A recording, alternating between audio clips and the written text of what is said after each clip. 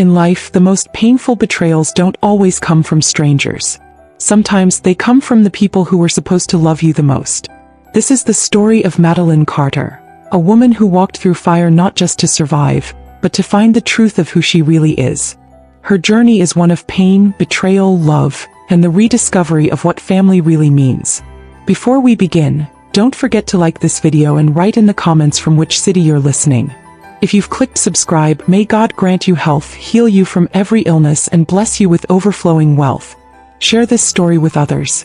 Be a listener, not just a viewer. The images you see are just decoration. Let your mind take over. Imagine the story. This is your time to listen. Madeline Carter's childhood was wrapped in satin ribbons and polished wood floors. From the outside, her life was perfect. A large house with white columns, ballet lessons every Thursday, and school report cards lined with gold stars. But beneath that perfection, something dark brewed quietly, something she couldn't explain as a child. She remembered how her parents, Thomas and Linda Carter, smiled proudly at Ashley, her older sister. Ashley got flowers after dance recitals. Ashley got extra dessert at dinner. Ashley got warm hugs and bedtime kisses. Madeline, she got good grades and a polite nod. Still, Madeline tried. She tried harder than anyone. She practiced piano until her fingers hurt. She won science fairs. She tutored her classmates. But the harder she tried, the more invisible she felt. There was always a chill in her parents' affection, a stiffness in their praise. Like she was doing a job, not being loved. Then came the night everything changed. It was late. She was 12. The house was quiet except for muffled voices echoing from the downstairs study.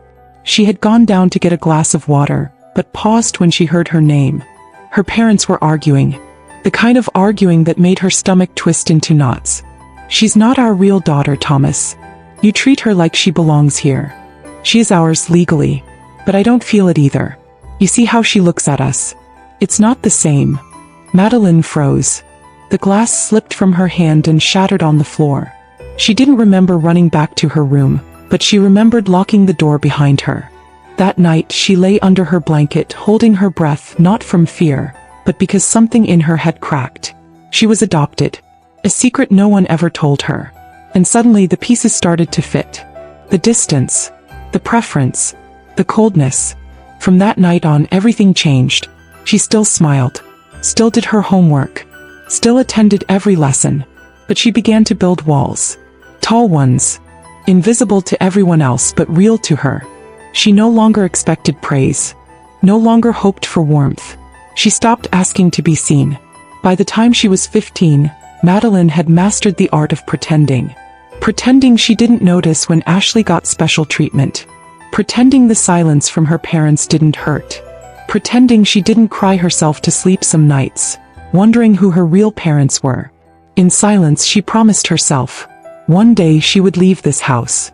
She would build a life that was hers, on her own terms, and they would finally see her.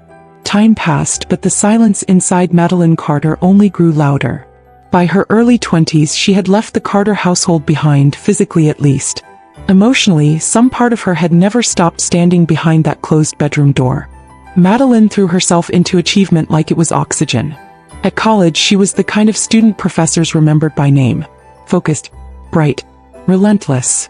She had no time for parties, no space for romance. Success was her armor and she wore it well. After graduation, she co-founded a health tech startup with Ethan Reeves, a quiet genius with sharp instincts and a calming presence. They were opposites in many ways, but they worked in rhythm, building something meaningful. A platform that connected patients in need with affordable medical solutions. The company was called Vitalis. Vitalis began as a side project, but within 2 years, it caught national attention. Investors came knocking. Recognition followed. Madeline appeared in magazines, invited to speak on innovation panels. People clapped. Strangers admired her. But her parents didn't. Thomas and Linda Carter didn't attend her first big product launch. When Madeline sent them the press article, she got a one-line reply. "Nice work, keep going." It felt more like a formality than pride. Ashley, on the other hand, remained close to home. Married early. Had a child. Worked part-time as a music teacher. Their parents praised her constantly. Posted pictures of her baby online. gushed over her pies in her garden. Madeline built a company that saved lives. But that was never enough. There was only one person who truly saw her, Virginia. Her adoptive grandmother. Thomas's mother. In her late 70s, with kind eyes and a voice like warm tea, Virginia always treated Madeline like she belonged. Whenever they spoke, Virginia would say things that made Madeline pause. "You're stronger than you know, sweetheart. Some people love deeply but are afraid to show it." And sometimes, she would mention a name. Elena. The first time she said it, Madeline didn't ask. The second time, Virginia just smiled and changed the subject. But the third time, on a quiet Sunday afternoon in Virginia's garden, Madeline finally asked, "Who's Elena?" Virginia looked off into the distance for a long moment, her eyes glossy. "She's someone important. More than you know." That was all she said. The name lived in Madeline's mind from that day forward. A whisper that grew louder over time. So life moved on. Meetings. Presentations. Interviews. Success. Polished shoes and power suits. But when the lights went off and the heels came off, she still sometimes sat in silence, staring out her window, wondering why she still felt alone. She had everything she had ever worked for. Except love. Except truth. The Carter family Thanksgiving dinner was always a polished affair. Polished silverware, polished manners, and polished lies wrapped in linen napkins and forced smiles. This year, Madeline agreed to attend out of respect for Virginia, who had insisted, gently but firmly, that family should try to come together, even if only for a meal. She arrived a few minutes late, intentionally. Her heels echoed on the Carter porch, her breath visible in the cold November air. She hesitated before knocking. Behind the door were people who shared her name but not her soul. Inside, the scene was as she expected. Ashley beamed in a soft green sweater, her toddler babbling on her lap. Thomas poured wine with robotic grace, and Linda adjusted the centerpiece for the third time. Virginia sat at the far end, her smile warm, her presence grounding. Madeline took her seat. Conversations floated around her like smoke. Safe, shallow topics. Ashley's garden, holiday sales, turkey brining techniques.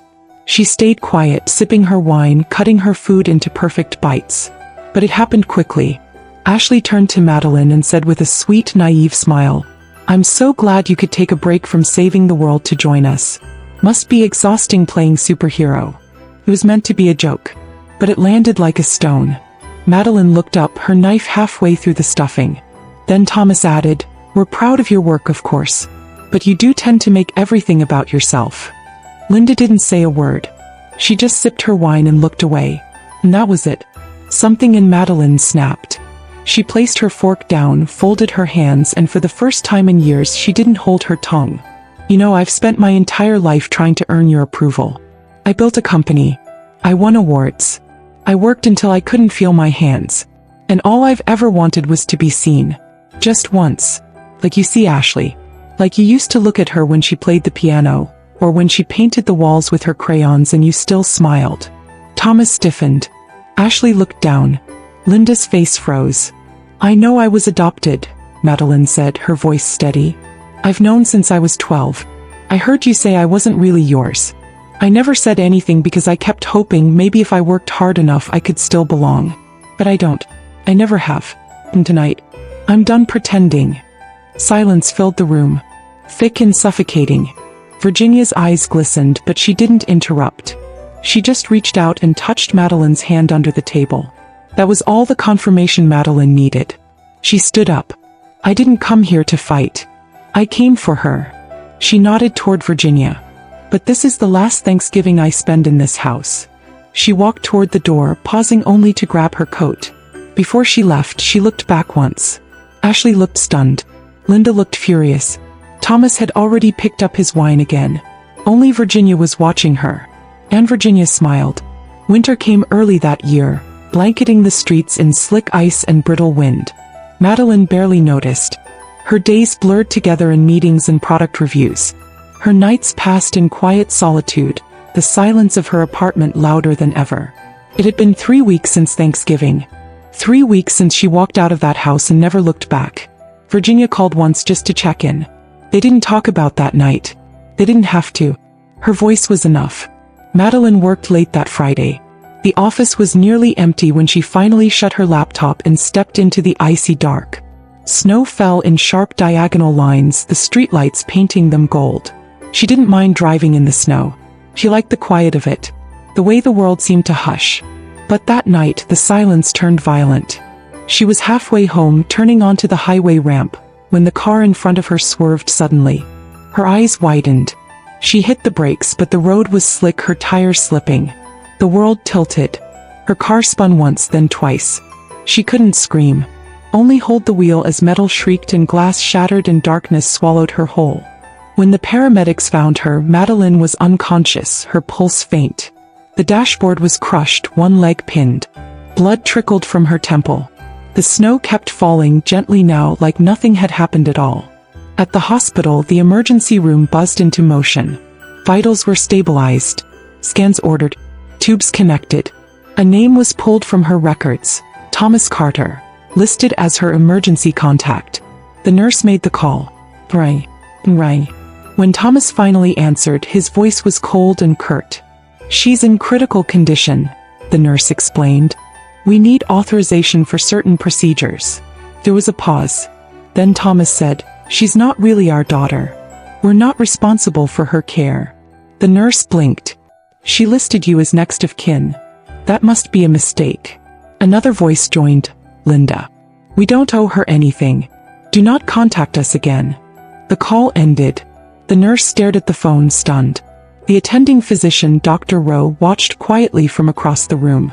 "Get this documented," Dr. Rowe said. "Every word." Security footage captured the moment too. A cold, clear record of abandonment. Could have ended there. But fate intervened. A nurse named Rachel had been on shift. Young, sharp, and deeply empathetic. She had watched the monitors since Madeline was wheeled in, had adjusted her oxygen, monitored her heartbeat. Something about the woman in the bed pulled at her. After hearing the conversation, Rachel didn't walk away. Instead, she stayed by Madeline's side. She checked her vitals every hour. She brought in a small speaker to play soft piano music. She brushed Madeline's hair when no one was watching. She whispered to her, "You're not alone. Someone cares. I care." Madeline didn't hear it. But somewhere deep in the quiet of her coma, something stirred.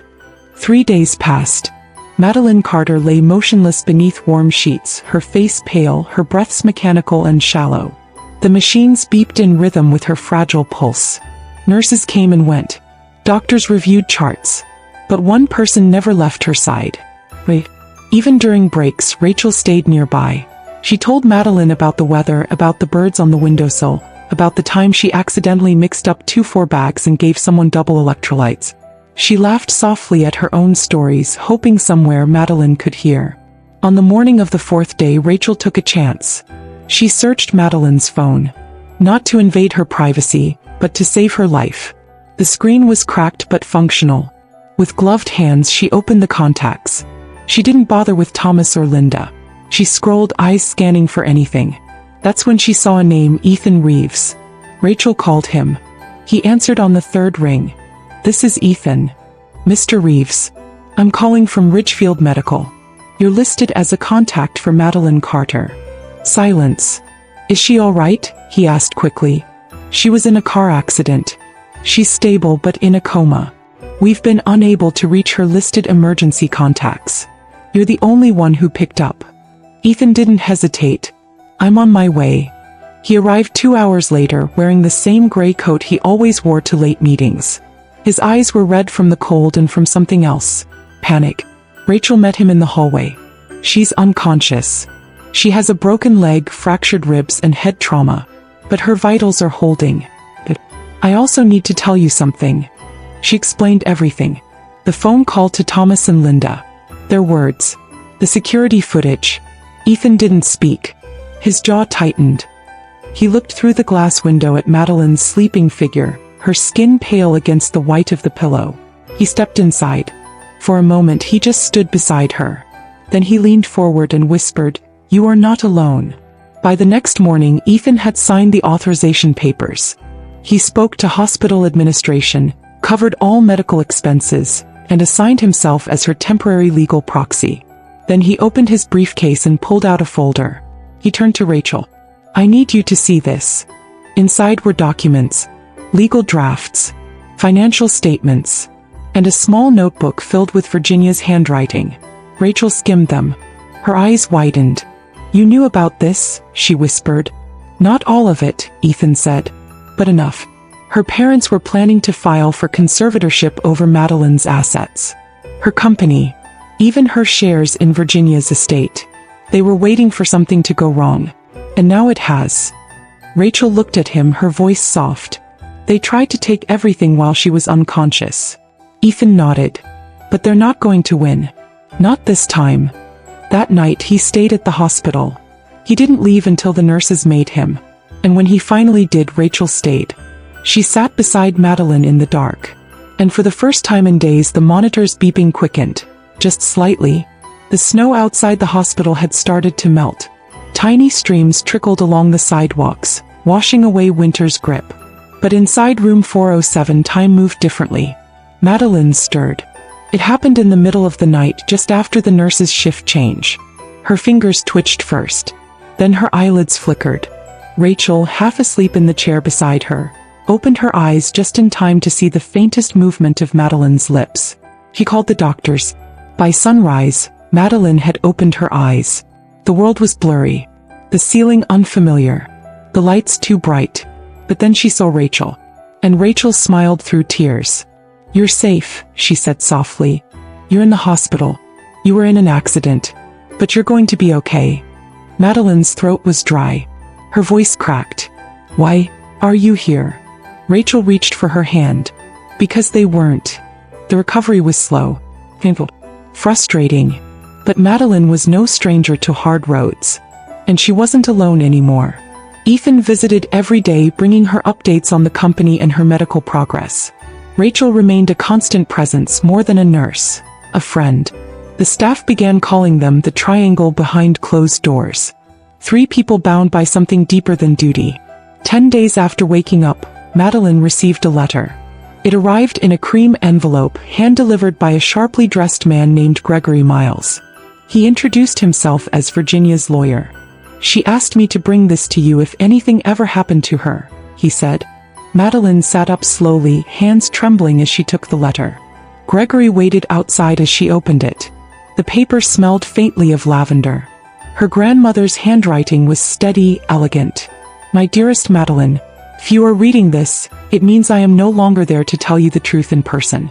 I'm sorry for that, but I made a promise that one day you would know who you are. Your birth mother's name is Elena. She is my niece. She was young, scared, and heartbroken. She loved you, but she couldn't raise you. I tried to keep you in the family. I fought for it. But Thomas and Linda adopted you with cold hands and colder hearts. I thought I could protect you by staying close.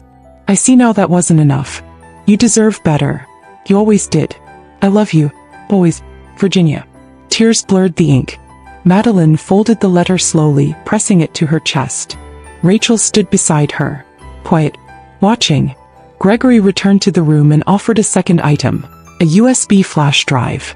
This, he said, contains a copy of the hospital security footage. The conversation your adoptive parents had with the staff. I thought you should have it. Madeline didn't speak, but her eyes burned with clarity. Later that evening, Ethan found her in the hospital garden, bundled in a blanket, the letter on her lap. They lied to me my whole life, she said. Ethan nodded. You know what you want to do. She looked up at him. I don't want revenge. I want freedom. That night, Madeline opened her laptop and began to write. It wasn't a legal document. It wasn't a threat. It was a letter. One that would reveal the truth and finally set her free. The letter was delivered on a quiet Sunday morning. Ashley had just poured her second cup of coffee when the doorbell rang. The envelope was simple, unmarked except for her name written in Madeline's unmistakable handwriting. She held it in her hands for a long time before opening it. She sat on the living room couch as her son played with blocks nearby, the sun pouring gently through the window. The letter was not long, but every sentence struck with quiet force. Ashley, I never blamed you, but there are truths I can't let stay hidden anymore. Attached is something you need to see. The flash drive was small, but its contents were heavy. Ashley plugged it into her laptop and clicked play. She watched as a nurse in scrubs spoke gently into the phone. Then the camera cut to audio, grainy but clear. Thomas's voice. "She's not really our daughter." Linda's voice. "We don't owe her anything." Ashley stared at the screen. She couldn't breathe. He played it again. And again. By the third time her hands were shaking. For years she had believed the narrative. That Madeline was cold, dramatic, distant. That she had chosen work over family, and that Thomas and Linda had simply done their best. Now she saw the truth. They had abandoned Madeline in her most vulnerable moment. Not out of confusion or fear, but choice. Cruel, calculated choice. Her heart pounded. She opened the second file on the flash drive. A scanned copy of Virginia's letter. The one that confirmed Madeline's birth mother was Elena. The one that exposed how deep the lie had gone. Ashley set the laptop aside and held her head in her hands. 1,000 memories flooded her. How Madeline used to wait by the phone on her birthdays. How she'd show up to family dinners with gifts and leave with silence. How she never cried. Not once. How strong she had to be, because no one gave her permission to be anything else. Ashley called her mother. Linda answered on the second ring. "Hi, sweetie." "I saw the footage," Ashley said flatly. Silence. "And the letter?" "From Grandma." More silence. Then a sharp exhale. "She's manipulating you," Linda said. "Madeline always knew how to twist things. You left her to die. She's not. She is my sister." Ashley hung up. Her hands were still trembling when she sent Madeline a message. "I read your letter. I saw everything. I'm so sorry. Can I see you? Please. I miss you." For a moment she didn't expect a reply. Then her phone buzzed. One word. "Yes." Spring unfolded slowly, brushing away the remnants of frost. Flowers bloomed along the hospital walkways. The sun warmed the windows in Madeline's room, now free of machines and wires. She stood with a cane in hand and Rachel steady beside her for the first time in weeks. Healing wasn't linear. It never is. But step by step she walked again. When Ashley arrived, she carried no grand speeches. No dramatic apologies. Just herself, raw, quiet, uncertain. They sat under the maple tree in the courtyard, side by side, like they once did as children on the stairs of the Carter house. "I didn't know," Ashley whispered. "I know," Madeline replied. "Boss. I should have asked more. Paid attention. It is thought. Mom and Dad were right. That you didn't care." Madeline smiled sadly. "I cared too much. That was the problem." Ashley turned, eyes wet. "I want to fix things." "You don't have to fix anything," Madeline said. "Just don't disappear again." They held hands in silence. No more explanations. No more pretending. 3 months later, Madeline walked onto the stage at the LifeStitch product launch. The room was filled with press, partners, investors, but none of that mattered. What mattered stood just off stage. Thin. Steady as always, his pride visible in the way he watched her speak. Dressed in soft blue, clapping before she even opened her mouth. Gregory, a silent pillar who had helped guard her truth. And Ashley, sitting in the front row smiling through tears. LifeStitch was more than a company. It was born from pain, from survival, from the simple belief that healing could be possible, if someone just reached out their hand. When Madeline stepped down from the stage, her heart was full in a way she'd never known before. Not because of applause. Not because of headlines. But because she had chosen her family. Not the one written on a birth certificate. Not the one who shared her name. But the one who stayed when she fell. Who stood when she stood. Who saw her when no one else would. They gathered that night around Virginia's old dining table. The same one Madeline had once dreaded as a child. This time there was laughter. Real laughter. No polite masks. No cold eyes. Just warmth, stories, soft music, and homemade food. Rachel toasted first. To Madeline, the strongest woman I know. Ashley raised her glass. To truth. No matter how long it takes. Ethan added, and to new beginnings. Madeline looked at them, her eyes shining. She had spent a lifetime searching for love in locked rooms and cold voices. And here it was. Right in front of her.